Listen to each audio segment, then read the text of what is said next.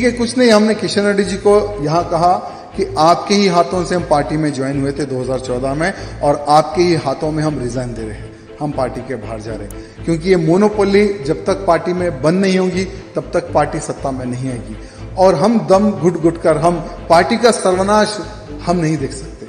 अक्सर अपने बयानों से विवादों में रहने वाले तेलंगाना के सबसे चर्चित बीजेपी नेता ने पार्टी छोड़ दी। जैसा कि आपने पहले ही सुना कि उन्होंने पार्टी में दम घुटने की बात कह डाली।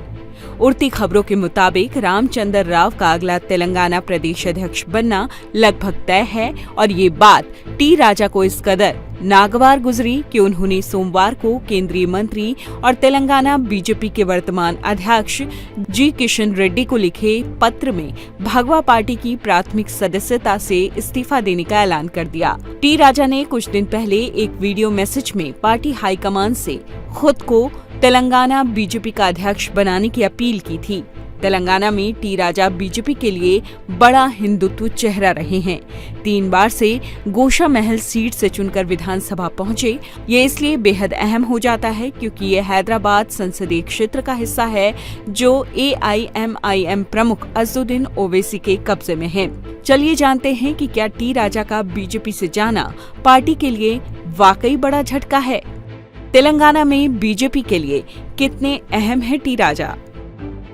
हार्डकोर हिंदुत्व विचारधारा वाले हिंदुओं के बीच टी राजा लोकप्रिय हैं, इसमें कोई दो राय नहीं, लेकिन उनकी पहुंच इससे आगे नहीं दिखती। तेलुगु में वो पारंगत नहीं, तो जाहिर है इस कम्युनिटी के लोगों का उन पर प्रभाव बेहद सीमित दिखता है। पार्टी के अन्य नेताओं के साथ सामंजस्य बिठाने में अभाव, ओल्ड हैदराबाद से परे मतदाताओं के बीच सीमित पहुंच, विवादित बयानबाजी, हिंदुत्व से परे किसी अन्य बड़े एजेंडे का अभाव टी राजा की पहुंच को मतदाताओं के बीच सीमित बनाती है। उनके इस्तीफे से बीजेपी को गोशा महल सीट पर नुकसान उठाना पड़ सकता है, लेकिन पूरे तेलंगाना पर इसका असर होगा, इसकी संभावना बेहद कम है। टी राजा पार्टी लाइन फॉलो करने में भी असफल रहे हैं। पार्टी उन्हें किसी बड़ी जिम्मेदारी की कमान सौंपे, उसके लिए अभी वो तैयार नहीं दिखते।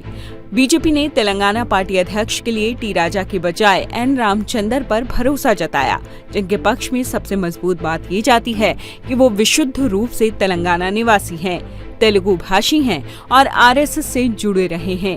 एक ब्राह्मण नेता के तौर पर पार्टी को एकजुट रख सकते हैं। साथ ही उनके रूप में तेलंगाना बीजेपी को एक ऐसा अध्यक्ष मिलेगा जो विवादों से दूर, एक पढ़ा लिखा और योग्य राजनेता की छवि रखता है।